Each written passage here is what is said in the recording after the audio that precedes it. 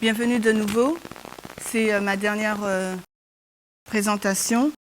On va continuer le sujet de la loi du dimanche. Je vous rappelle que notre thème, c'est de montrer que quand Ellen White parle de la loi du dimanche, il nous faut savoir situer les paroles qu'elle dit. Elle nous situe dans l'histoire de l'adventisme. Et l'histoire de l'adventisme commence à partir de 1798, quand le premier ange est arrivé, et se termine à la seconde venue. Mais il nous faut savoir de quelle seconde venue elle parle, puisque dans cette histoire qui relève de l'adventisme, nous avons trois histoires. L'histoire alpha, donc l'histoire des millérites, l'histoire d'A.T. Jones de 1888 qu'on connaît bien, et l'histoire des 144 000, puisque nous sommes là aujourd'hui en attendant la LD et la seconde venue de Christ. Si nous sommes là aujourd'hui, c'est parce que Dieu, nous l'avons vu dans les citations que nous avons lues dans la première partie, par miséricorde pour son peuple, Jésus, il a repoussé son arrivée, son retour, parce qu'un grand nombre allait périr. D'accord ?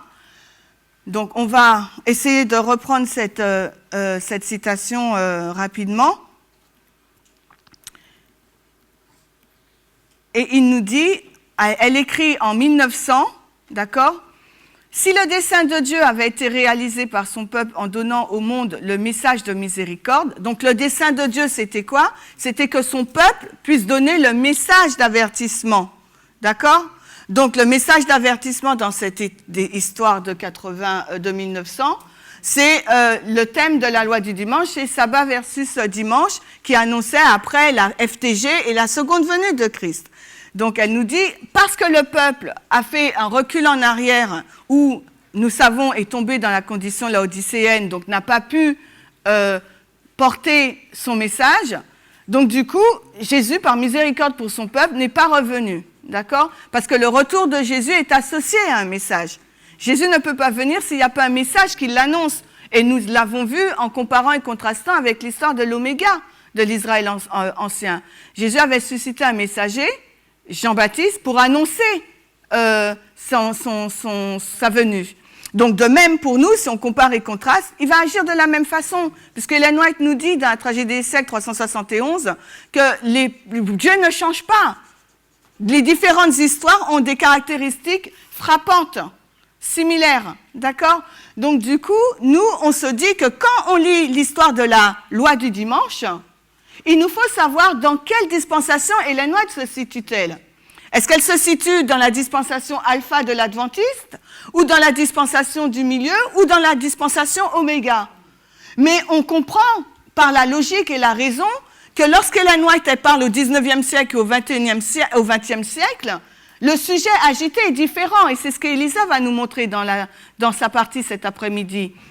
Donc, et quand Jésus doit venir, avant que Jésus n'arrive, il faut qu'il y ait une LD, il faut qu'il y ait une fin du temps de grâce. Donc, ce qui signifie que dans chacune de ces trois histoires, nous devons voir une LD, une FTG, une seconde venue. Et si aujourd'hui nous sommes ici, nous sommes la dispensation de 144 000, ça veut dire que ces deux précédentes histoires ont été une histoire d'échec.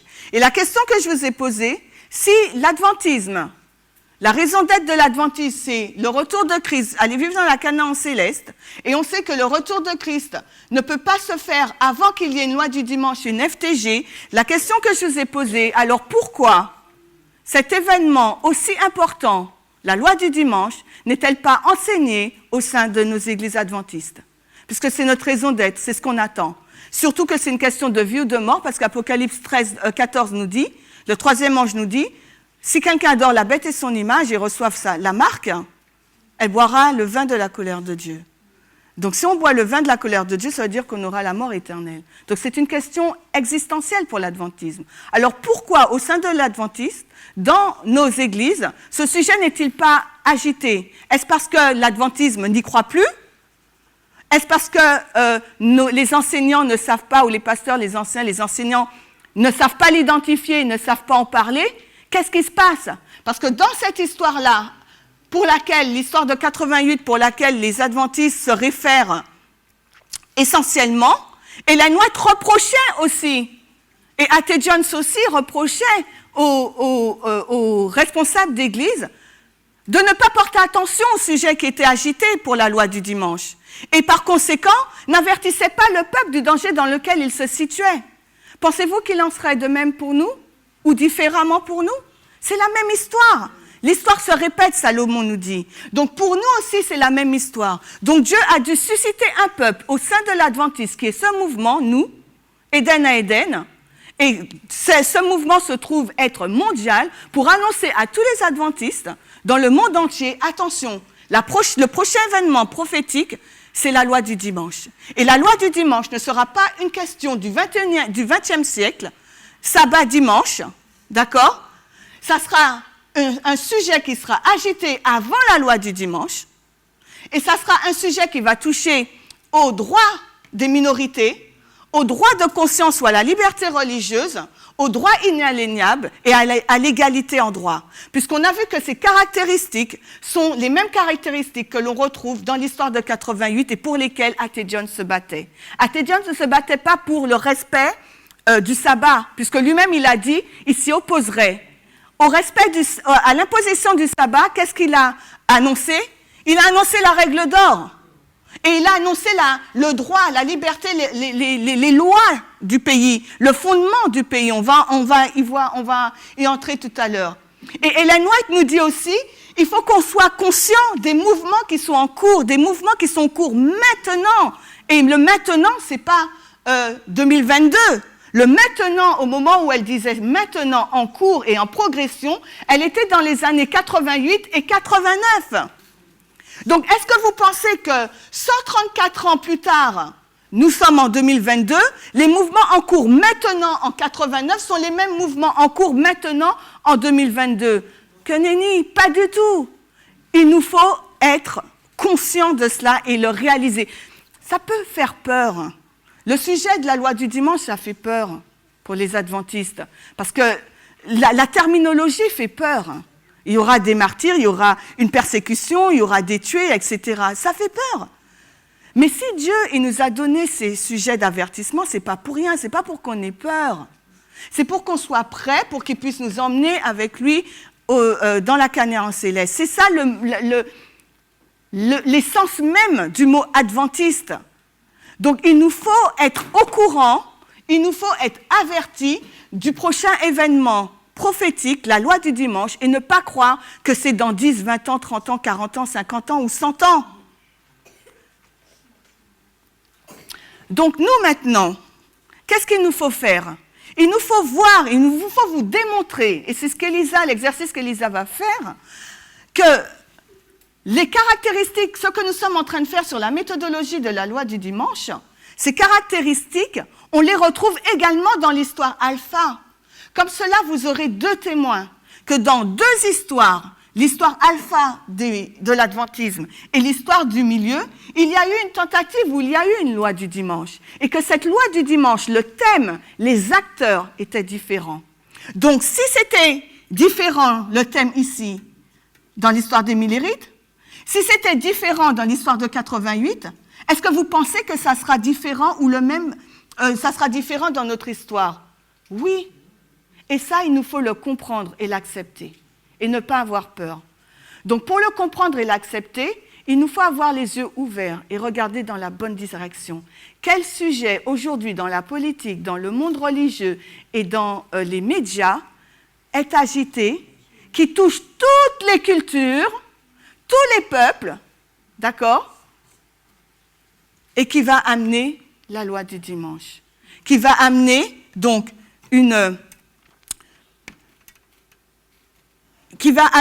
à ce que les droits des minorités soient ôtés, à ce que le droit de conscience soit ôté, à ce que les droits inaliénables soient ôtés, à ce que l'égalité en droit pour tous soit ôtée. Parce que c'est ça l'essence même de la loi du dimanche. Et tel que A.T. Jones nous le disait, et que la règle d'or soit ôtée. Et la règle d'or nous dit qu'il nous faut faire aux autres ce que l'on veut qu'on nous fasse. Et nous sommes arrêtés ainsi dans la première partie, c'est qu'en fin de compte, toute la terminologie de la loi du dimanche nous fait penser, la diapo 10, nous fait penser, nous met dans un tunnel et nous conduit droit dans une question Église-État, adoration, marque de la bête, marque de Dieu, et coupe, jugement. D'accord ? Donc nous, quand on lit ces textes d'Apocalypse, eh ben tout de suite, on pense à la question sabbat-dimanche. Surtout qu'on se place l'histoire que l'adventisme connaît le mieux, c'est 1888 et les 1260 années de la papauté. Donc forcément, quand on lit ces textes-là, on se dit, ben oui, c'est la marque de Dieu, ben c'est Ellen White, elle le dit, hein, c'est le sabbat. La marque de la bête, ben Ellen White, elle le dit, c'est le dimanche. C'est le signe de son autorité, son sceau. D'accord ? Et puis adoration, qu'est-ce que ça veut dire ? Eh bien, adoration, ça veut dire Dieu, on adore Dieu. D'accord ? Alors, tout est fait pour nous conditionner. Mais il ne faut pas qu'on oublie quelque chose. Il faut qu'on prenne les caractéristiques d'une histoire et pouvoir la placer dans chacune des histoires. Et c'est ça la force de la Bible. C'est pour ça que Jésus dit « Je suis l'alpha et l'oméga ». Le début et la fin. Parce qu'il peut prendre un texte et le placer dans 3 histoires, en 3 dimensions. Donc s'il le fait, s'il ne nous aurait jamais donné quelque chose qui nous est impossible à faire. Donc il le fait, il nous donne une méthodologie et on l'apprend à l'école. Donc ce n'est pas quelque chose de nouveau. On l'apprend à l'école. Donc prendre les critères, les caractéristiques, les principes et pouvoir les appliquer dans chacune des histoires en fonction du siècle dans lequel ces histoires ont lieu. Et c'est ce qu'on vous demande de faire. Et ensuite, voyez par vous-même si on dit des hérésies ou pas, ou si on invente des choses ou pas. Il faut juste qu'on raisonne, qu'on prenne le temps de réfléchir et qu'on raisonne. Donc, il nous faut nous poser les bonnes questions pour avoir les bonnes réponses. Donc, moi, je ne vais pas rentrer dans l'adoration parce que sinon je pars du sujet. Mais je vous donne j'ouvre juste des portes et je les referme. Et ensuite, bien sûr, par la suite, on va pouvoir rentrer plus en profondeur dans ces études. Mais on va définir l'adoration pour juste appuyer ce que je suis en train de vous dire quand je vous dis qu'en fin de compte, la Bible elle-même nous met dans un tunnel d'adoration sabbat-dimanche. Donc, on va lire la citation... Alors, attendez que je me retrouve, à moins que je ne l'ai pas mise. Si, alors, ok. Alors, c'est la diapo numéro 24.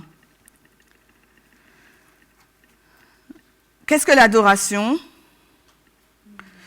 Alors, c'est un dictionnaire, j'aime bien utiliser ce dictionnaire, je sais qu'il n'est pas très connu, le CNRTL, d'accord, vous le trouvez en ligne.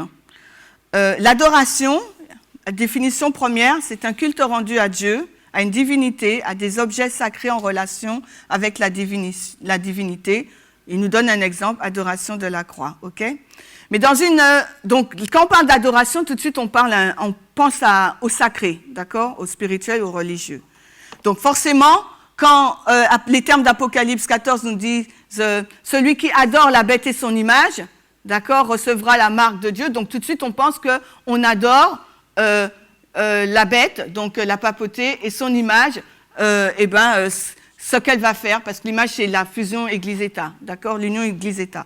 Donc, on pense tout de suite à une allégeance, on donne notre allégeance à un être spirituel ou à quelque chose, ou à quelqu'un, d'accord ?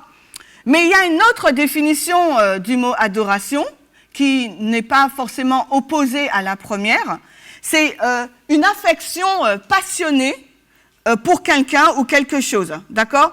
Ça peut être d'ordre religieux, moral, physique. Donc c'est quelque chose qui a une telle importance pour nous, ce quelque chose, eh ben, on lui voue une adoration, un amour infini, et ça fait partie de nous, en fin de compte. Cette personne, elle fait, ou cette chose, elle fait partie de nous, de notre idéologie, de notre mentalité, de notre culture, et on ne peut pas l'ôter. Parce que si on l'ôte, eh ben, va nous manquer quelque chose. C'est comme s'il va nous manquer un bras. Vous voyez? Donc, c'est une affection passionnée ou dévolue pour quelque chose ou quelqu'un. D'accord? Et ça devient donc notre culte, ou ça devient cet amour passionné pour cette personne. Donc, effectivement, lorsque l'on voit donc ce mot adoration, ça nous montre que c'est quelque chose qui a de l'importance pour nous. Donc maintenant, quand Apocalypse 14 nous dit attention à celui qui adore la bête et son image, donc c'est vrai qu'on va penser tout de suite adoration, sabbat versus dimanche ou papoter versus Dieu, etc. Mais n'oublions pas l'étymologie secondaire aussi. Ça veut dire avoir un amour débordant pour quelque chose ou quelqu'un. Et ce quelque chose et quelqu'un devient sacré pour nous. Donc maintenant, dans notre contexte, puisque nous disons que ce ne sera pas sabbat dimanche, qu'est-ce que dans la société, puisque la loi du dimanche, elle est universelle, qu'est-ce que dans la société est un motif d'adoration qui va susciter la colère de Dieu? C'est les questions qu'il nous faut nous poser, puisque nous avons vu que dans l'histoire de 88, le sujet de l'adoration sabbat dimanche était largement diffusé, que ce soit au niveau politique, que ce soit au niveau médiatique, que ce soit au niveau religieux. Tout le monde, on ne pouvait pas passer à côté de ce sujet, d'accord? Même si on ne comprenait pas son importance, mais on l'entendait. Mais aujourd'hui, en toute honnêteté, on n'entend pas la question sabbat dimanche, donc il nous faut nous poser quelle est cette adoration, d'accord, qui va susciter la colère de Dieu. Et nous disons que ce n'est pas le sabbat dimanche, que c'est l'égalité des droits, le féminisme radical, parce que les droits humains sont bafoués et aussi les droits inaliénables, d'accord? Et les droits des minorités.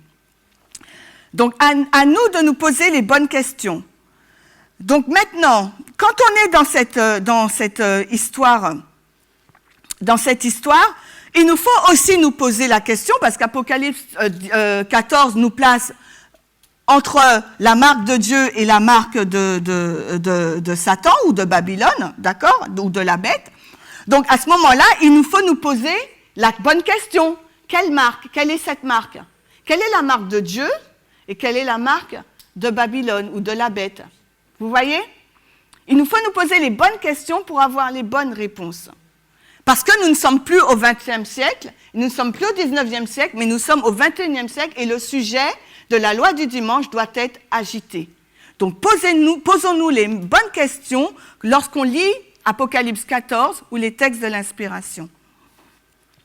Et nous disons que le système patriarcat, d'accord, ce n'est pas quelque chose que Dieu a voulu. Parce que le système patriarcat, il ôte les droits égalitaires et de liberté aux êtres humains et contre la règle d'or. Donc maintenant, ensuite, il nous faut nous poser la question, par rapport à la terminologie d'Apocalypse 14 aussi, donc cette loi du dimanche, Ellen White, elle nous focalise aux États-Unis, mais est-ce que ce sujet, il sera que dans le monde religieux, puisqu'en 88, elle nous met dans le gouvernement, donc la loi Blair, au Congrès, elle nous met au Congrès, mais elle nous place aussi avec les églises religieuses. Donc dans notre dispensation, quel est donc le sujet qui est agité, et quels sont ses acteurs? Donc nous savons que ça doit se passer aussi au niveau du Congrès, puisque c'est une union culture-État. Donc quelle est donc l'autre? Cette culture, ça représente qui? Donc ça représente, bien sûr, les églises sont incluses dans cette culture, mais comme on n'est pas concentré aux États-Unis, c'est quelque chose que l'on doit voir partout dans le monde. Il faut qu'on sorte de notre bulle chrétienne dans laquelle Ellen White nous a mis en 88. C'est un sujet qui touche tout le monde. On a dit que l'adoration, la définition secondaire, c'est on voue quelque chose, un amour passionné à quelqu'un ou à quelque chose qui forme notre être, notre idéologie, notre identité. Donc ça doit toucher tout le monde, parce que le troisième ange, il touche tout le monde. L'histoire peut commencer aux États-Unis, mais après, elle va toucher tous les pays du globe. Donc ça doit être ce sujet qui est agité, on doit le voir agité non pas qu'aux États-Unis, comme à l'époque de 88 et à l'époque de l'alpha des millérites, mais on doit le voir agité partout. C'est un sujet qui doit être agité dans tous les pays du globe. Ensuite, la quatrième question qu'on pourrait se poser, parce que Ellen White nous dit avoir l'esprit de Rome, je ne sais pas où est-ce que je l'ai mis, avoir l'esprit de Rome, donc quel sujet ou quel thème nous fait avoir l'esprit de Rome? Et c'est quoi l'esprit de Rome? Et on a vu qu'avoir l'esprit d'une personne, l'esprit de Rome, c'est avoir donc la même mentalité, idéologie ou croyance. Donc qu'est-ce que, dans notre dispensation, ce sujet qui est agité pour la LD, prouve que le monde entier a l'esprit de Rome, qui fera que Dieu viendra et fera boire la coupe. D'accord? Donc, il nous faut nous poser les bonnes questions et ne pas avoir peur à se poser ces questions, même si ça chamboule et même si nous n'avons pas les réponses. D'accord? Donc, rappelez-vous, A.T. Jones, quand il vient au Congrès, il défend donc le premier amendement, la séparation Église-État, l'égalité de droits de chacun, et son argumentaire, c'est « Qu'en est-il de la règle d'or » A.T. Jones avait compris donc, le respect de l'autre, et le respect de l'autre, c'est donc l'expression de l'amour de l'autre. C'est aussi comme ça que l'on adore Dieu. Pourquoi je dis ça? A.T. Jones nous dit « Qu'en est-il de la règle d'or » D'accord?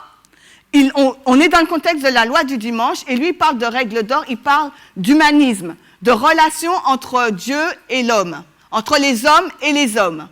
Donc il rentre l'humanisme dans la loi du dimanche. Pourquoi? Parce qu'il ne veut pas que les libertés et l'égalité soient ôtées de tous les hommes, puisque ce sont des droits inaliénables et ça fait partie de la Constitution américaine. Et c'est aussi un fondement religieux. Et Jean, et on peut prendre un autre témoin pour montrer que c'est un principe religieux et biblique que Jean lui-même va utiliser. Parce que dans 1 Jean 4, 20, 21, il nous parle d'adoration. Jean nous explique ce qu'est l'adoration à Dieu. Il est en train de dire que ceux qui prétendent aimer Dieu, qu'ils ne voient pas, et haïssent leur prochain, qu'ils voient, en fin de compte, n'adorent pas Dieu. Et ce sont des menteurs. Donc vous voyez que le contexte de l'adoration, amené par A.T. Jones dans le contexte de la loi du dimanche, histoire que les adventistes pensent connaître très bien et défendent haut et fort, il nous fait rentrer la question d'adoration, mais pas au niveau de sabbat dimanche, par rapport aux relations des uns et des autres. La relation qu'on a avec les uns et les autres, en respectant leurs droits égalitaires et inaliénables, c'est la preuve qu'on aime et qu'on adore Dieu. Donc vous voyez que la terminologie même d'Apocalypse 14, comment il l'applique à T. Jones dans le contexte de 1888 de la LD. Donc ce principe devrait nous faire réfléchir à la façon, à notre lecture. Donc on va lire 1 Jean 4, 20, 21. Je ne l'ai pas mis en diapo, il ne me semble pas. Il me semble pas, non. Oups.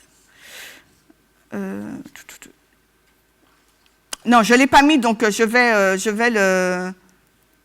le lire. Vous pouvez prendre vos Bibles si vous le souhaitez. 1 Jean 4, 20, 21. Jean nous dit, « Si quelqu'un dit « j'aime Dieu » et qu'il haïsse son frère, il est un menteur. Car celui qui n'aime pas son frère qu'il voit, comment peut-il aimer Dieu qu'il ne voit pas?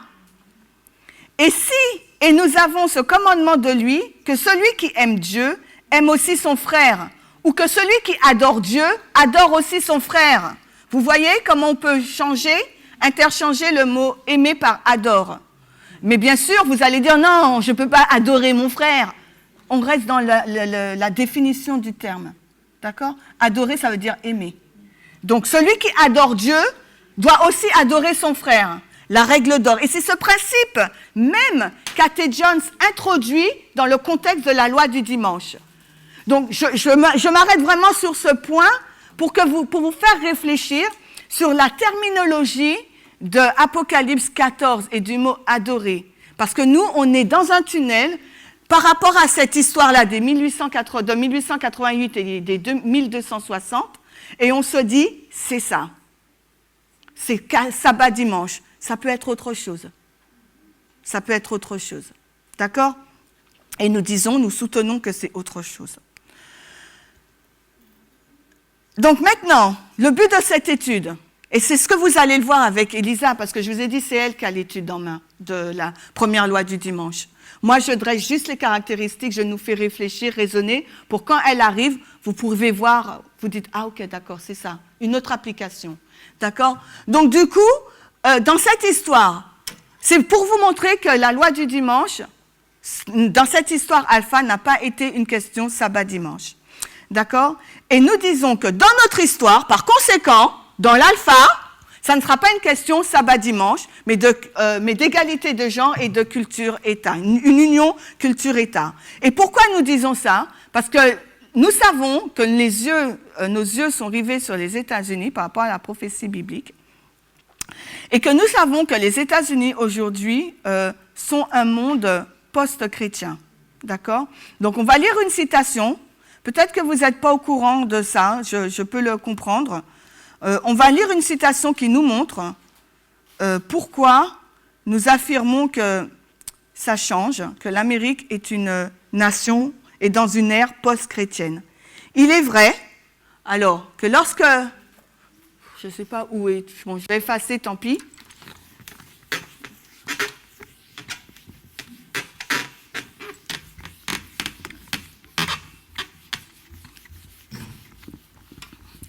Il est vrai que quand les États-Unis ont été créés, rappelez-vous, les États-Unis sont créés, on va dire 1619 quand les pères pèlerins arrivent, d'accord? Mais au niveau de royaume biblique prophétique, c'est pas cette date-là qu'Ellen White nous donne. Elle nous donne 1798 comme étant donc le royaume qui vient après la 5e tête,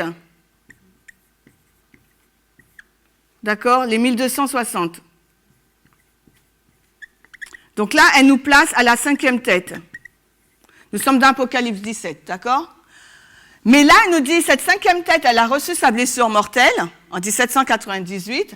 Et quelle est donc cette nation jeune et innocente qui arrive? Ce sont les États-Unis d'Amérique, qui deviennent donc la 6e tête. OK? Et dans Apocalypse 17, après, il nous dit qu'il y aura donc une 7e tête. Et après, il nous dit qu'il y aura donc une 8e tête. Et cette 8e tête, elle fait partie des 7 et elle était la 5e. Donc du coup, toute notre attention est sur la papauté, puisque Jean le Révélateur nous ramène dans l'histoire des 1260 années.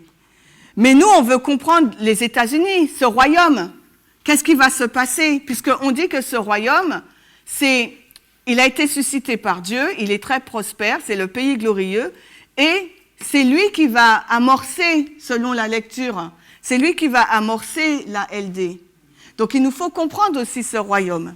C'est pour ça que notre attention est basée et portée sur les États-Unis. Parce que dans le contexte de 1888, tout se passe aux États-Unis. Donc il nous faut comprendre, il nous faut faire le même exercice qu'on a fait en amont pour après le rapporter pour notre dispensation, les 144 000. Donc, et nous sommes en train de vous dire que quand les États-Unis s'élèvent en tant que sixième royaume de la prophétie biblique, d'accord, en 1798, et effectivement, ce sont les pères pèlerins qui arrivent aux États-Unis. On connaît tous cette histoire sur le Mayflower, ils arrivent. Et donc, et qu'est-ce qui se passe? Ces pères pèlerins, ils sortent d'où? Ils sortent donc d'Europe. Et pourquoi ils fuient aux États-Unis? Ils fuient la persécution. Ils viennent pour avoir une terre libre. Donc, s'ils fuient la papauté, parce que là, c'est le catholicisme, donc ça veut dire qu'ils sont persécutés et ce sont des protestants. D'accord? Donc, quand on regarde à l'histoire des États-Unis, on se dit, ben tiens, les États-Unis, c'est une terre protestante, puisqu'elle a été peuplée au départ par les pères pèlerins qui ont fui l'Europe, le règne papal, le catholicisme, pour être libre, avoir cette liberté de conscience et cette égalité, d'accord? Donc, quand on lit l'inspiration de surface et de façon littérale, on est conduit dans une réflexion assez simpliste qui est juste. Mais c'est trop simple, d'accord? Donc maintenant, nous, on est en 2022. Je ne vais pas rentrer dans cette histoire, hein, parce que ce n'est pas notre étude. On est en 2022.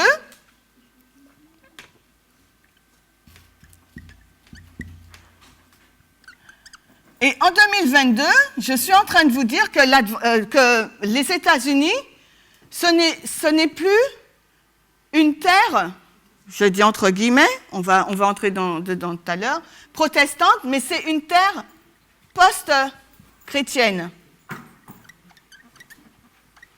Qu'est-ce que ça veut dire? On va lire la diapo numéro 27. Donc, c'est une citation qui a été écrite en février 2018. D'accord? Alors, selon une étude américaine, le pourcentage des enfants de la génération Z, donc nés entre 1999 et 2015, se déclarant athées, est 2 fois plus important que celui de la génération adulte aux États-Unis. Selon l'étude, la génération Z serait la première génération post-chrétienne. Donc, qu'est-ce qu'elle est en train de dire? Elle est en train de dire, donc, c'est un article écrit en 2018, d'accord? Donc, ça veut dire qu'elle nous place en 1999, donc les années 2000. Donc, elle dit à partir de ce point-là, jusque-là, d'accord, les États-Unis sont post-chrétiennes, ça veut dire que c'est une génération, elle dit, de personnes athées. D'accord? Les premiers colons étaient protestants en 1619, 1798, etc., dans cette dispensation. Mais maintenant, dans la dispensation, donc là, on est au XVIIe siècle, c'est juste pour vous montrer. On est au XVIIe siècle jusqu'au XVIIIe. Maintenant, là, on est au XXIe siècle. Donc, c'est exactement la même chose que pour Ellen White. Vous voyez? L'histoire progresse, se développe. Le contexte politique, historique, environnemental, politique est différent. Là, c'est une terre protestante. Maintenant, parce qu'elle a été peuplée par des protestants qui ont fui la persécution papale, et maintenant, la génération du XXIe siècle est différente de celle du XVIIe et du XVIIIe et XIXe et XXe. Elle est post-chrétienne, c'est-à-dire athée. Et ce n'est pas nous qui le disons. D'accord?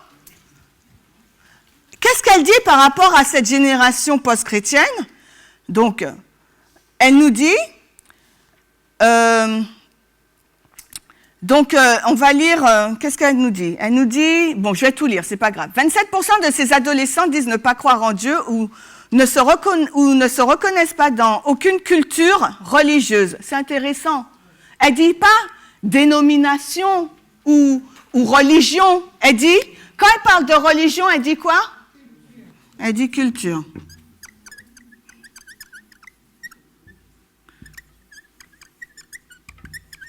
Culture religieuse, d'accord? C'est intéressant. Donc, ça veut dire que la religion, c'est pas une histoire d'adoration, on aime Dieu, au fait que c'est vraiment nous, ça fait partie de nous. Elle dit que la religion, c'est une histoire de culture. Et la culture, c'est quoi? C'est des traditions, c'est des coutumes, d'accord? On l'a vu tout à l'heure qu'on lisait l'Esprit de Rome, etc. C'est une tradition et des coutumes. Donc, elle associe les États-Unis maintenant à une culture religieuse, d'accord? Peut-être qu'avant, c'était pas ça, mais là, maintenant, au XXIe siècle, la religion, c'est une question de culture, de tradition et Donc, on adore, non pas Dieu, mais on adore notre tradition et nos coutumes. C'est ce que ça veut dire. Ensuite, elle dit...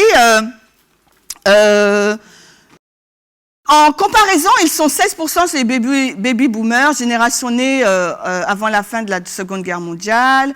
Le vrai basculement concerne l'athéisme. Donc voilà, on est passé donc de protestants à athées.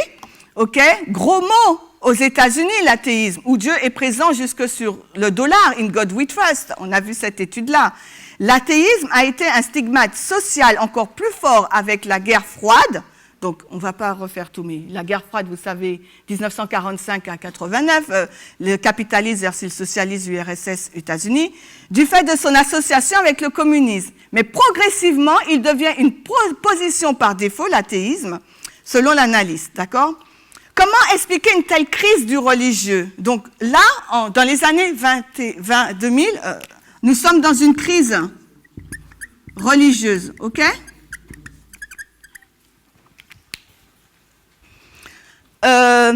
Ainsi, je prends le truc plus bas. Donc ainsi, il existe une double distanciation par rapport aux religieux, une perte de foi que les personnes ne savent expliquer mais qui existe, ainsi qu'une opposition entre la science et la religion. Science et religion, on parle de quoi? Athée, l'athéisme, d'accord? Ok. Ensuite, on va lire. Si l'athéisme avance nettement chez les jeunes, cela ne signifie pas qu'ils refusent toute forme de transcendance. L'étude montre qu'ils seraient attirés par une spiritualité, mais dont le fondement serait différent de la culture des générations suivantes. Donc, une culture, là aussi, une culture différente. Donc, ils ont deux cultures différentes. Donc, et là, on sait que cette culture, c'est « In God we trust », en Dieu nous croyons, c'est Dieu, la nation veut amender, on a vu dans cette histoire-là, 88, d'accord? Dieu doit être à la tête, il ne doit pas avoir de différenciation entre les lois civiles et religieuses, alors que là, ils disent non, il y a une différence, c'est la science ou la religion, il y a une opposition. Donc, vous voyez, donc quand on dit que la loi du dimanche dans notre dispensation sera différente de ce qui s'est passé en 88, même les journalistes du monde nous le montrent. Ça ne peut pas être une question Église-État, puisque l'Amérique n'est plus ce qu'elle était. L'Amérique est devenue athéisme, et l'athéisme n'est pas pour la religion. Vous voyez ce que je veux dire?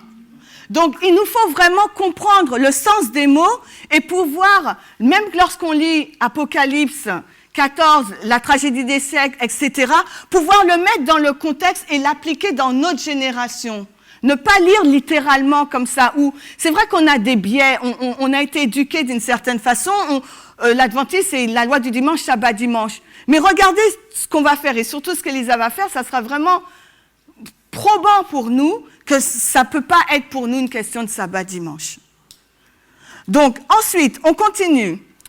C'était juste une parenthèse, on reste pas dessus. On va vraiment voir les caractéristiques de la loi du dimanche pour vous montrer encore comment on est mis dans un tunnel. Et il nous faut sortir de ce tunnel. Moi, aujourd'hui, je veux simplement vous donner des preuves que ce qu'on dit, c'est vrai. Que la loi du dimanche, pour notre génération, ça ne sera pas une question de sabbat dimanche, et que nous devons raisonner, réfléchir. Et c'est ça le but de mon étude.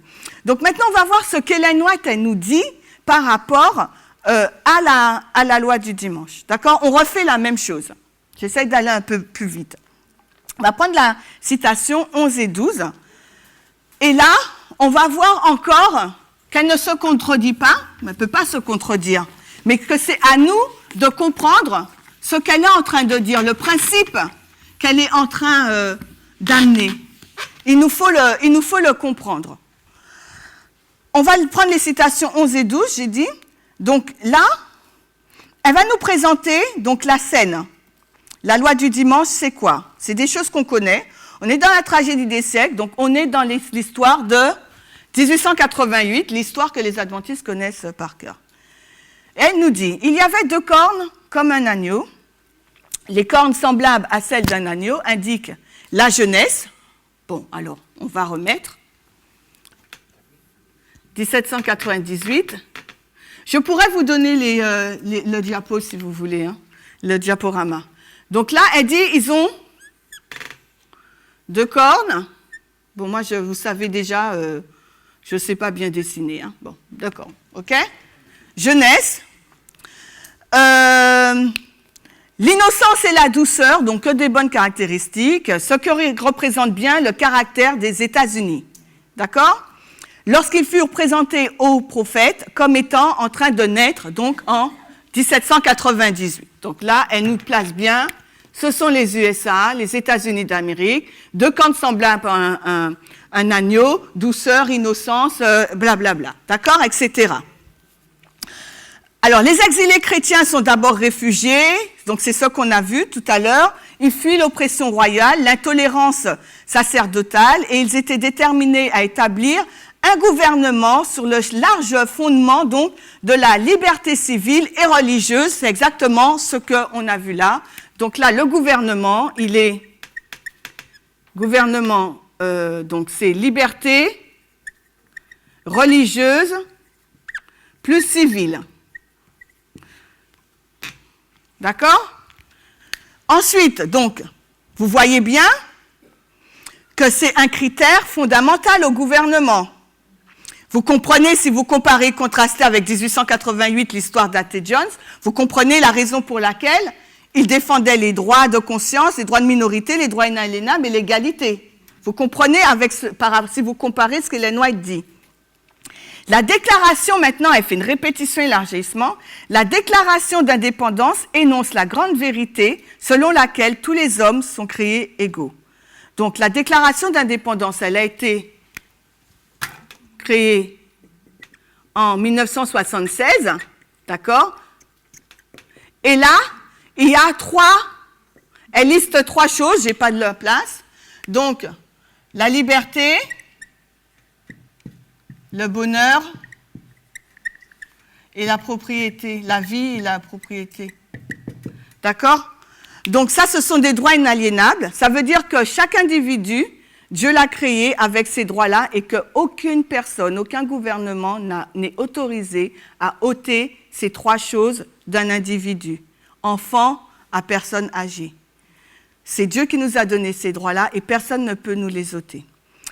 Donc là, elle nous place déjà dans le contexte des fondements des États-Unis. Les hommes sont créés égaux et dotés du droit inaliénable, la vie, la liberté, la recherche du bonheur. Donc, quand on parle recherche du bonheur, il y a aussi propriété, d'accord, selon la déclaration anglaise, c'est soit propriété ou bonheur version américaine, mais c'est la même chose. Donc le bonheur, c'est aussi le droit à la propriété, le droit économique, etc. Donc, et elle cite, donc ça, c'est les droits inaliénables. Et elle dit, ça, c'est l'égalité aussi. Égalité en droit, d'accord? Donc, elle dit qu'en fin de compte, c'est ça le fondement de l'Amérique. Donc maintenant, quand l'Amérique naît, elle a ces droits-là, droits inaliénables, on va le marquer là, et égalité, égalité des droits. Et c'est pour ça que l'Amérique a 2 cornes semblables à celles d'un agneau, et c'est l'innocence, la douceur, etc. OK? Maintenant, qu'est-ce qu'elle nous dit? On va continuer la lecture. La Constitution garantit au peuple le droit à l'autonomie gouvernementale en prévoyant que les représentants élus par le vote populaire promulguent et administrent les lois. La liberté de croyance religieuse a également été accordée. Elle fait une répétition et élargissement de ce qu'elle a lu, d'accord ? Et ensuite, elle va nous dire le républicanisme et le protestantisme deviennent les principes fondamentaux de la nation. Ces principes sont le secret de sa puissance et de sa prospérité. Donc, en fin de compte, le républicanisme et le protestantisme, d'accord, sont le fondement du succès de l'Amérique. Et donc, la Constitution, c'est l'autonomie gouvernementale. Donc, le gouvernement doit être autonome. Personne ne doit le contrôler, d'accord. Et la déclaration d'indépendance, ou le protestantisme, donc, chacun doit être libre d'avoir cette religion religieuse et civile. Religieuse, surtout. Mais maintenant, est-ce que c'est comme ça que vous comprenez le protestantisme ? C'est ça le truc. Parce que lorsque l'on lit protestantisme, tout de suite, on se dit, les États-Unis, c'est une terre protestante. Moi aussi, je disais ça. D'accord ? Je disais, waouh, c'est génial. Alors que non, c'est pas génial, parce que la Constitution sépare l'Église et l'État, et on a vu que quand un gouvernement est contrôlé par l'Église, où il y a une fusion Église-État, ça amène à la persécution. On a l'exemple de 1260 ans, on a l'exemple de l'an 321 avec Constantin. D'accord ? Donc, ce n'est pas quelque chose de génial. Donc là, le mot protestant, est-ce que ça veut dire que les États-Unis sont une terre protestante ou est-ce que ça veut dire autre chose, protestantisme ? Quand elle dit les deux fondements des États-Unis, c'est le républicanisme et le protestantisme. Le républicanisme, c'est un gouvernement autonome, libre, voté, dont c'est les personnes qui votent. Et le protestantisme, là, elle nous dit que c'est pas du tout ce qu'on pense, une terre protestante religieuse. Non, c'est une liberté. On va le voir. On va le voir on va le voir plus tard. On continue la lecture. Donc, du coup, Ellen White, elle est en train de dire que le républicanisme et le protestantisme, c'est l'équivalent de la Constitution et de la Déclaration d'indépendance. C'est ce qu'elle est en train de dire. Elle répète et élargit la même pensée. D'accord ? Donc, et elle dit que c'est le fondement, le pilier du pays.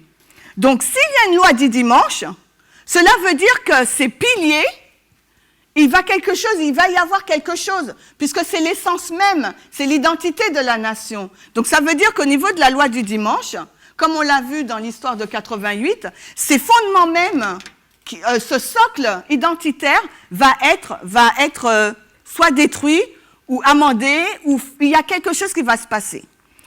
Ensuite, qu'est-ce qu'elle nous dit ? Elle nous dit, on va prendre la diapo 13, que ce pays est en contradiction avec ce qu'il professe. Donc, on va lire maintenant la diapo 13. Et elle nous dit, les cornes semblables à celles d'un agneau et la voix du dragon, du symbole, indiquent une contradiction frappante entre les professions et la pratique de la nation ainsi représentée. Le parler de la nation est l'action de ses autorités législatives et judiciaires.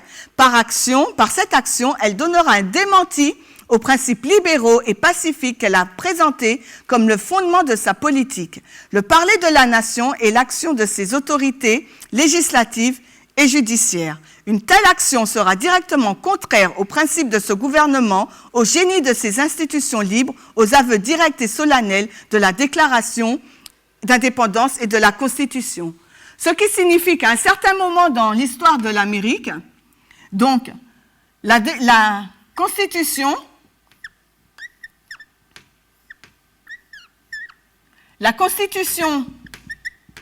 va être bafouée, et la déclaration d'indépendance aussi. Vous le comprenez comme moi ? Et parce que, pourquoi ? Qu'est-ce qui va se passer ? Elle dit que entre la profession et la pratique, il y a un écart, il y a quelque chose qui... il y a un antagonisme. Donc ça veut dire que là, ça c'est la profession, d'accord? C'est la profession égale profession.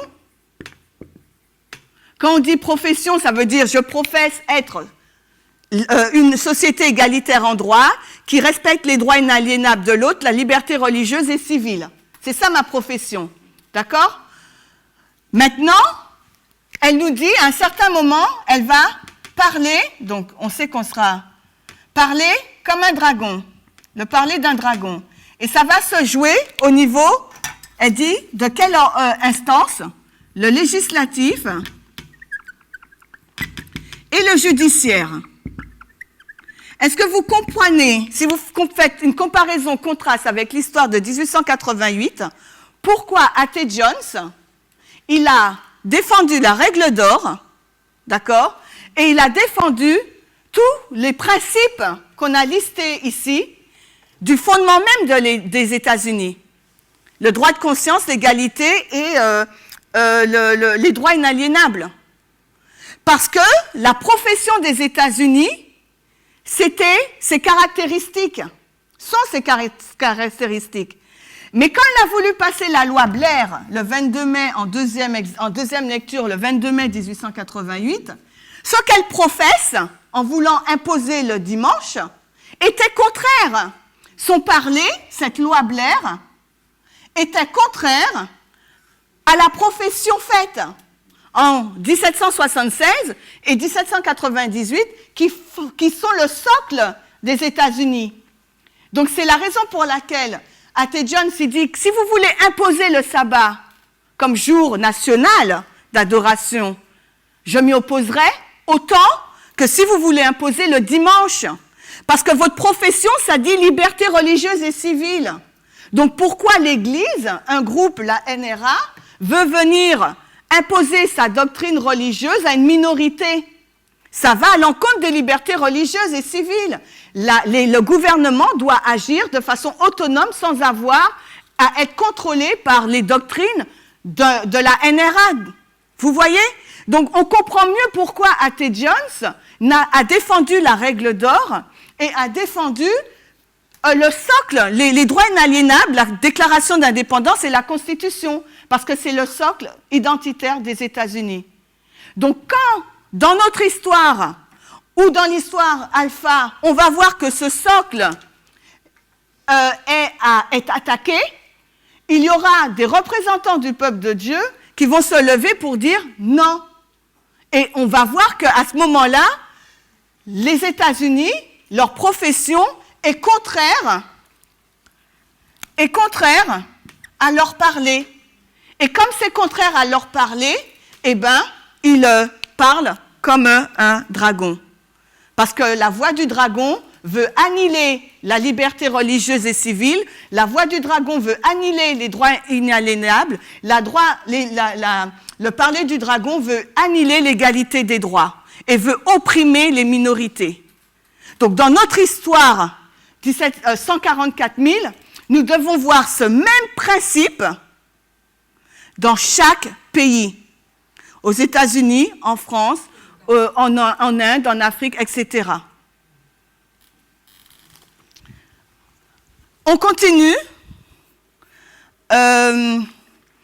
Ensuite, qu'est-ce qu'elle nous dit? Elle nous dit, les acteurs maintenant, elle va parler des acteurs. Elle va introduire le rôle de ces acteurs. Qu'est-ce qu'ils vont faire? Mais n'oubliez pas, elle est dans le contexte de 88. Nous, on veut aller dans notre contexte pour comprendre aussi. Même si on n'y rentre pas en profondeur, je dis juste quelques brides. On va lire la tragédie des siècles, la diapo 14. Dès que les principales églises protestantes des États-Unis s'uniront sur des points de doctrine qui leur sont connus et feront pression sur l'État pour l'amener à imposer leurs décrets à soutenir leurs institutions, l'Amérique protestante sera formée à une image de la hiérarchie romaine et la conséquence inévitable sera l'application de peines civiles aux délinquants. La bête à deux cornes fit que tous petits, grands et riches, donc là elle cite Apocalypse 14, 9, le troisième ange, et qui nous dit, si quelqu'un adore la bête et son image et reçoit une marque sur son front ou sur sa main, il boira lui aussi du vin de la fureur de Dieu. Et la bête mentionnée dans ce message et dont le culte est imposé par la bête à deux cornes, c'est la première bête semblable à un léopard. C'est pour ça que quand nous, adventistes, nous lisons ces passages, on dit 1888 égale les 1260 années, puisque tout dans la terminologie nous pousse à comprendre que c'est une question sabbat-dimanche.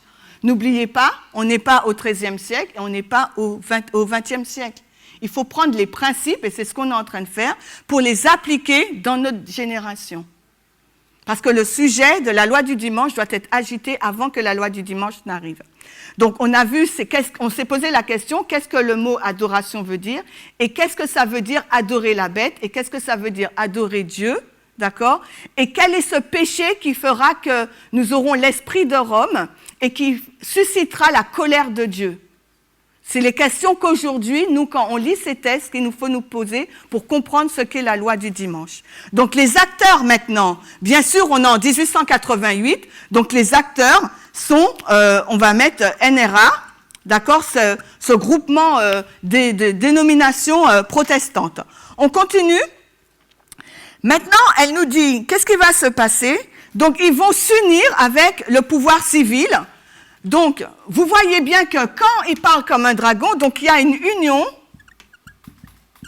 donc Église-État, sauf que maintenant, nous, on dit ça sera culture-État, d'accord?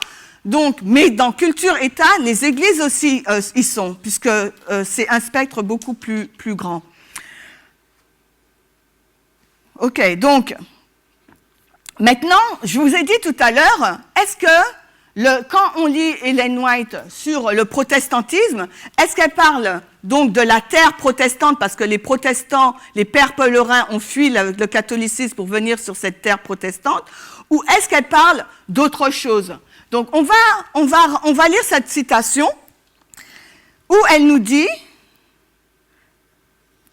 le protestantisme, donc là c'est sur Wikipédia, d'accord, c'est la diapo 17, affirme que la Bible doit être la seule autorité sur laquelle repose la foi. L'appel direct à Dieu et à la conscience individuelle sont les marqueurs du protestantisme. Parmi les idées de Luther, l'accès de tous à la Bible sans discrimination sociale et l'égalité entre les hommes ont un fort écho dans la population majoritairement paysanne. Donc, il faut qu'il n'y ait pas de discrimination sociale, le protestantisme. Il faut qu'il y ait une égalité entre les hommes. D'accord? Et il faut que la seule autorité soit la loi de Dieu.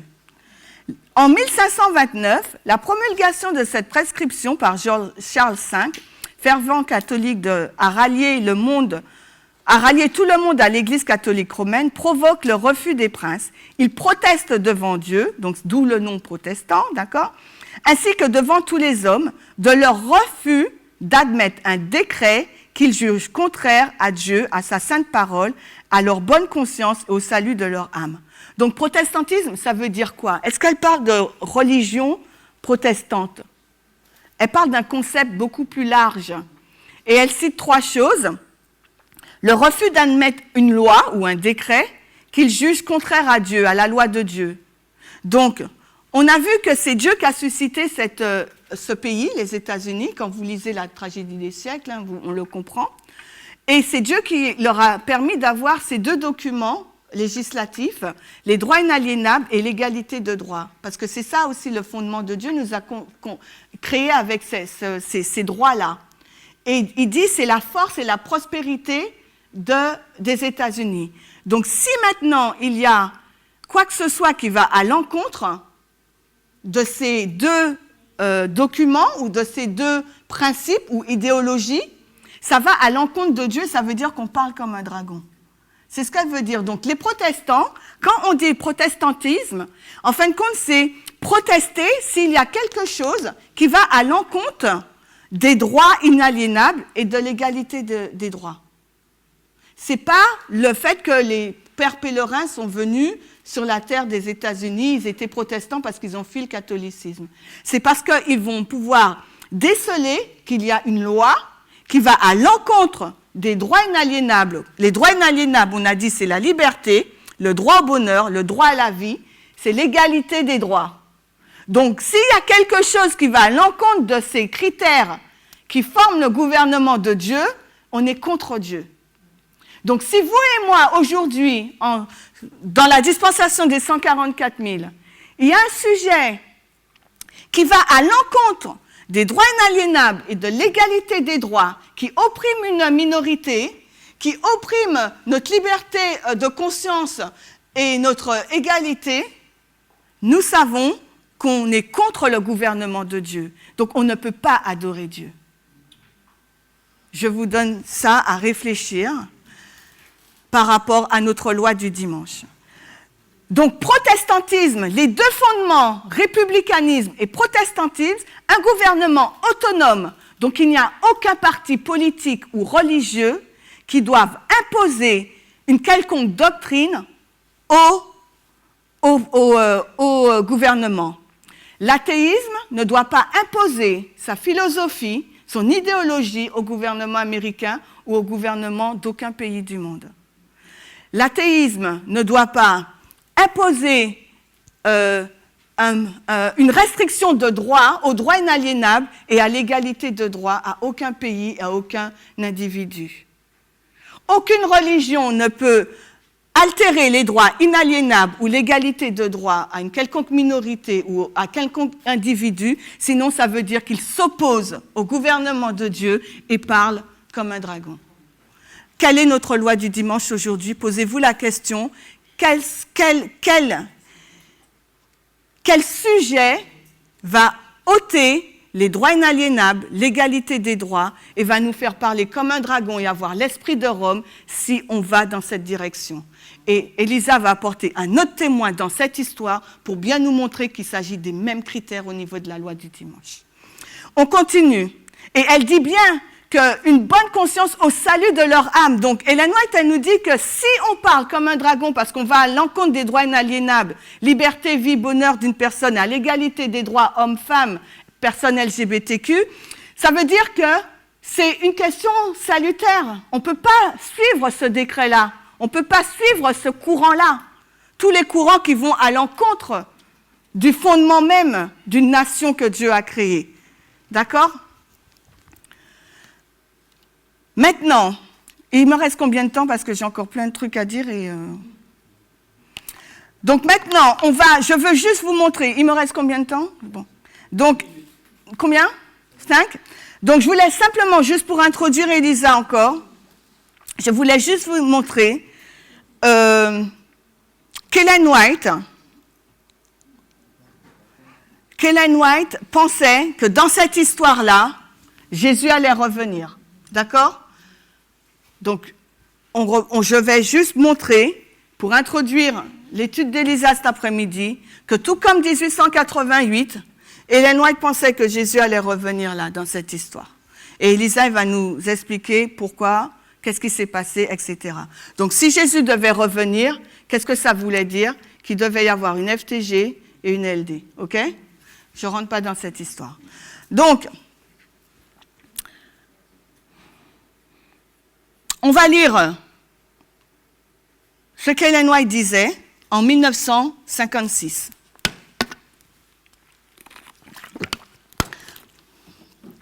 Nous sommes dans la ligne des millérites, donc je vais couper ça. On est dans la ligne des millérites.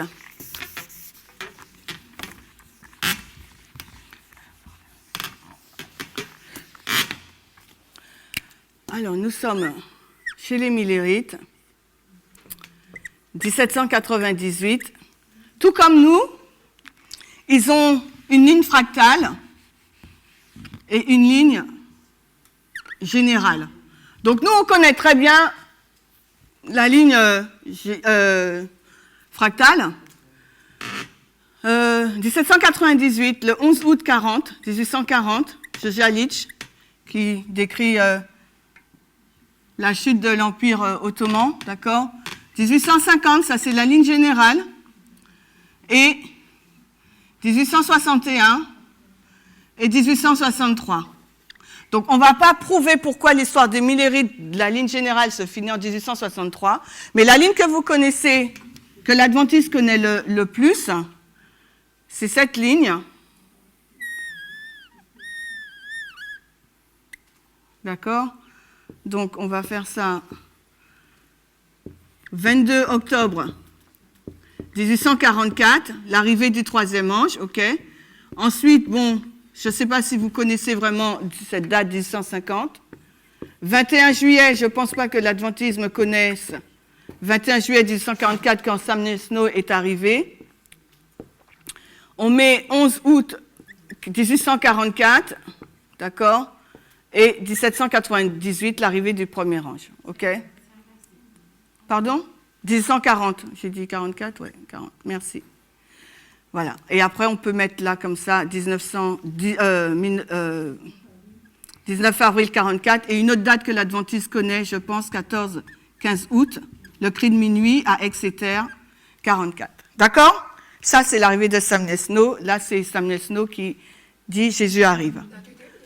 Je me suis trompée, c'est là, oui, merci. Oui. 14-15, merci beaucoup, août 1844. D'accord? Et qui dit, finalement, l'erreur, c'est des 2300 soirées matin. On va mettre 2060 jours. Ça se finit là. Daniel 8, 14. OK? Donc ça, c'est la date vraiment connue, sont les dates vraiment connues par l'adventisme. Ces deux-là, ces trois-là. D'accord? Après, il faut entrer dans l'histoire. Vous avez la tragédie des siècles qui explique très bien, et puis premiers écrits. OK. Donc nous sommes dans cette histoire. Mais on se met là. Et Ellen White, là, elle est en 56. Et qu'est-ce qu'elle nous dit? On va prendre la diapo, je ne sais pas laquelle. Pardon. La diapo, j'espère que je l'ai. Ah, 21. Elle est à une conférence qui s'est tenue à Battle Creek en mai 1856. Et elle dit, lors de la conférence, une vision très solennelle m'a été donnée.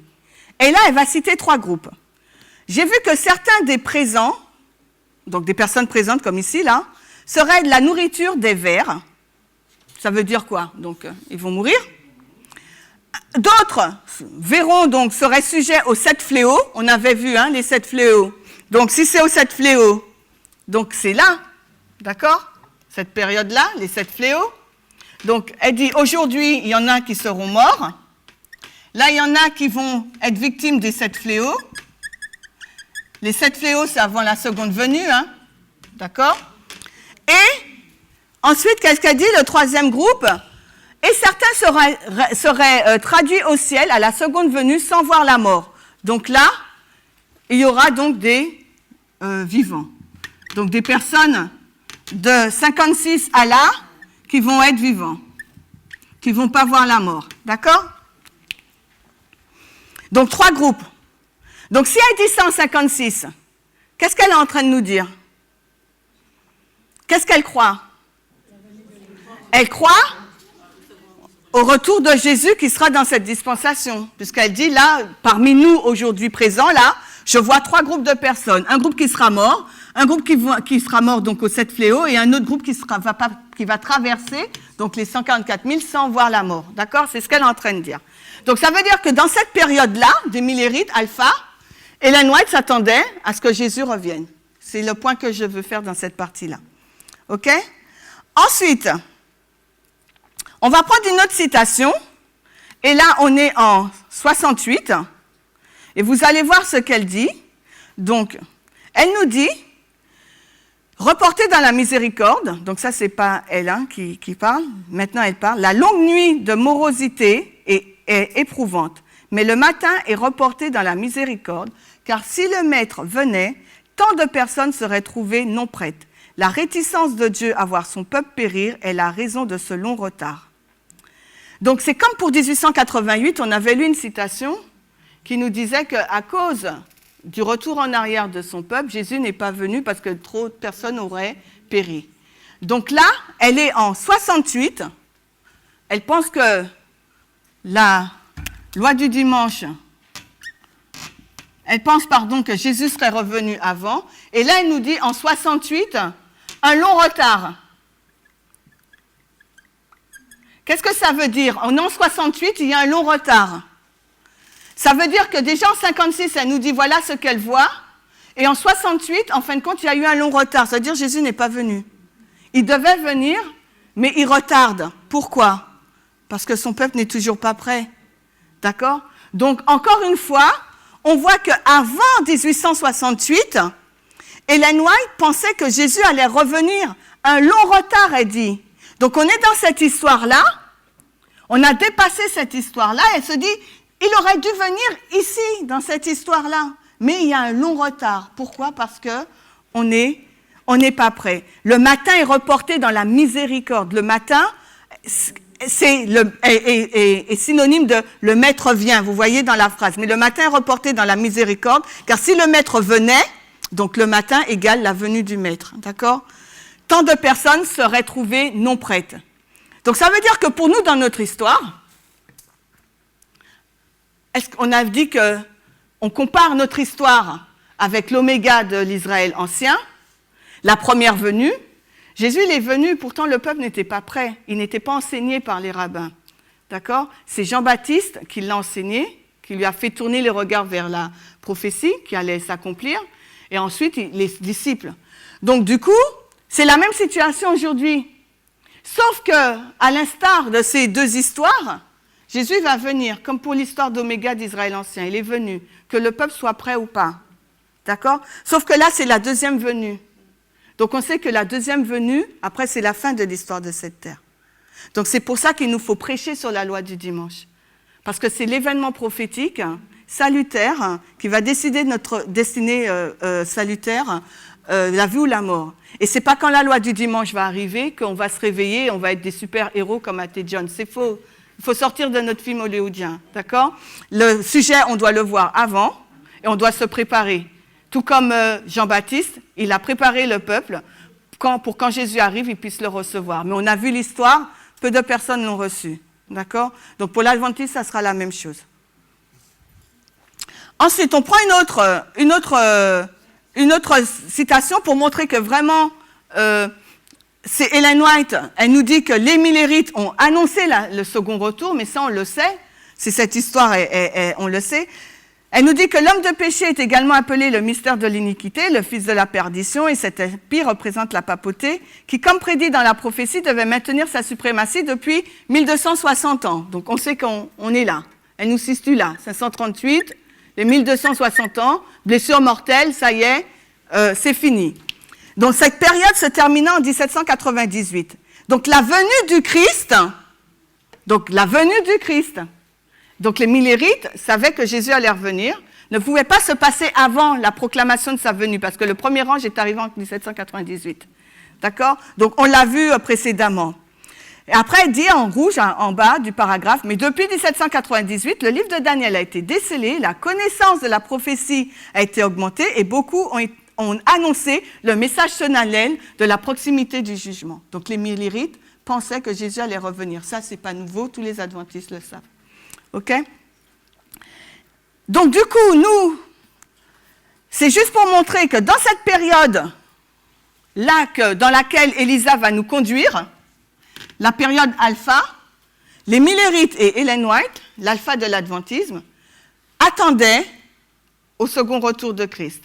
Donc s'ils attendaient le second retour de Christ, ça veut dire qu'il devait y avoir avant la fin du temps de grâce et une LD.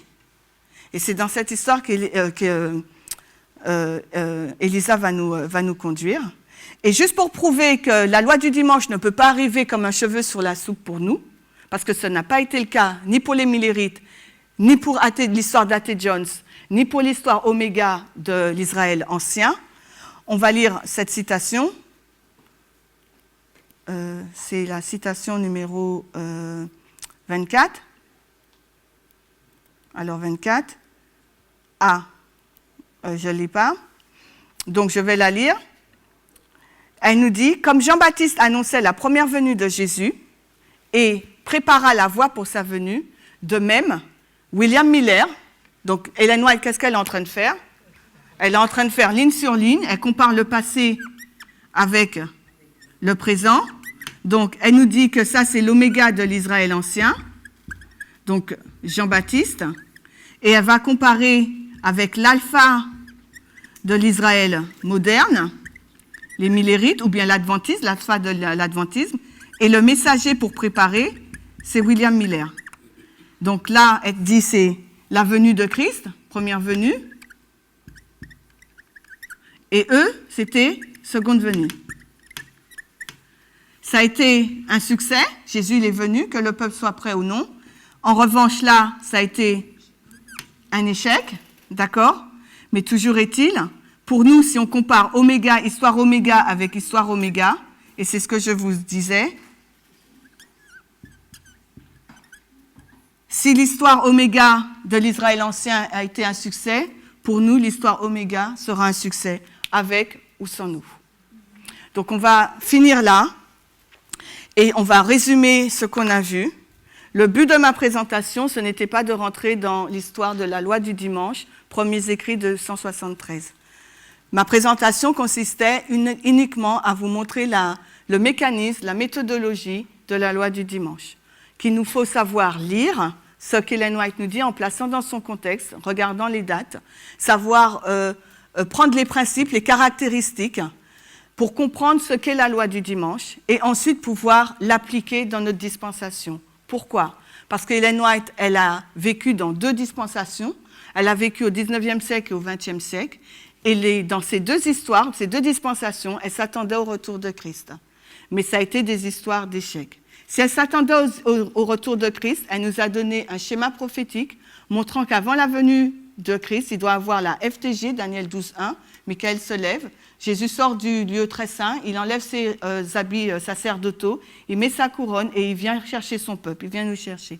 Ensuite, il y a, avant la FTG, donc il y a la LD. Mais pour que la LD puisse être en vigueur, Dieu a besoin d'un peuple. Il a besoin d'un peuple pour réveiller son Église, il a besoin d'un peuple pour qui soit au courant du sujet qui est agité dans le monde politique, médiatique, mais aussi religieux.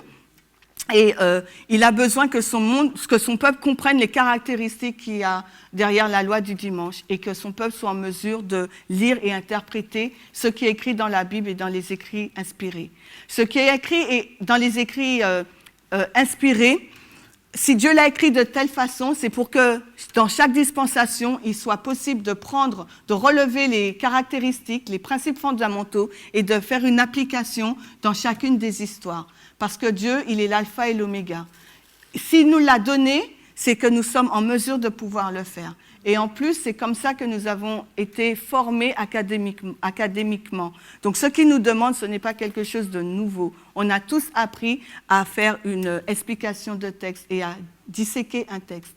Donc, il nous demande de faire la même chose avec le séculier et avec le spirituel. Donc, quand on lit un texte de l'esprit de prophétie, il nous faut être en mesure de comprendre les principes, le fondement, et de pouvoir les mettre dans chacune des histoires et de pouvoir les appliquer. C'est la raison pour laquelle nous avons listé les caractéristiques de la loi du dimanche et que nous avons vu que les États-Unis, le principe fondamental des États-Unis, c'est 2 documents.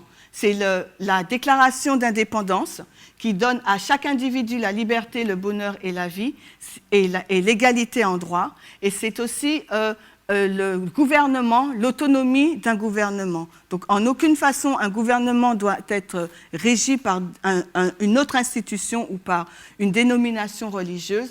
Et en aucune façon, un gouvernement doit édicter des lois qui supprimeraient les droits inaliénables, la liberté, la recherche du bonheur et la vie et les droits égalitaires. Donc, aujourd'hui, pour comprendre la loi du dimanche, il nous faut prendre toutes ces caractéristiques et ces principes fondamentaux et regarder dans notre histoire, à nous, les 144 000, quel est le sujet qui est agité et qui cherche à ôter les droits inaliénables, qui cherche à ôter donc l'égalité des droits et qui cherche à ôter le droit de conscience, qui cherche à discriminer les droits des minorités. Et bien sûr, comme nous ne sommes plus dans un contexte de 19e siècle et de 20e siècle, mais nous sommes dans un contexte de 21e siècle, nous avons vu que, effectivement, les acteurs précédents, c'était donc un groupement religieux, des protestants conservateurs aux États-Unis, mais maintenant, les États-Unis sont une société post-chrétienne, et on a vu que post-chrétienne, c'était athéisme, c'était une culture religieuse qui allait à l'encontre de la culture protestante, ce qui signifie que la culture, la religion, c'est une culture. Ce qu'on défend, ce n'est pas Dieu qu'on défend. On défend des traditions et des coutumes religieuses, mais qui en aucun cas représentent la voie de l'agneau, les droits inaliénables et l'égalité en droit. Donc aujourd'hui, posez-vous la question, où vous regardez, dans quelle direction regardez-vous? Posez-vous la question, pourquoi dans vos églises, alors que le mot même adventiste veut dire seconde venue de Christ, pourquoi le prochain événement prophétique qui a un caractère salutaire de vie et de mort pour vous et moi n'est pas prêché au sein de votre église? Est-ce parce que vos pasteurs, vos anciens ou vos enseignants ne savent pas où regarder, ne croient plus en la loi du dimanche ou ne savent pas l'identifier? Quel est le problème? Puisque vous maintenant, on ne va pas donner la responsabilité, on ne va pas mettre ce devoir, cette responsabilité uniquement sur le dos du leadership, des dirigeants de l'Église, mais en tant qu'adventiste du 7e jour qui s'est fait baptiser dans cette Église, qui prône, attendre le second retour de Christ, nous sommes tous responsables de nous poser les bonnes questions pour avoir les bonnes réponses et comprendre ce qu'est la loi du dimanche. Et si vous voulez le faire, connectez-vous sur notre chaîne YouTube ou sur notre site internet et vous aurez tout plein de renseignements sur ce sujet. Prions.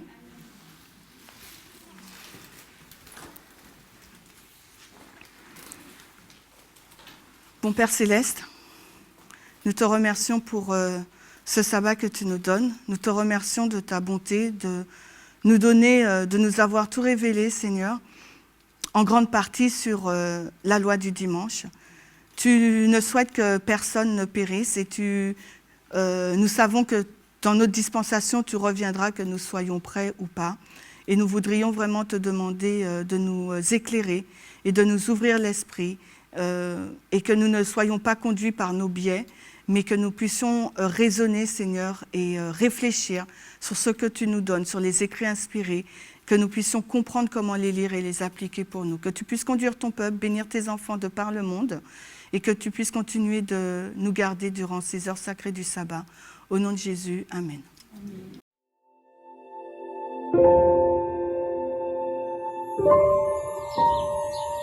Amen.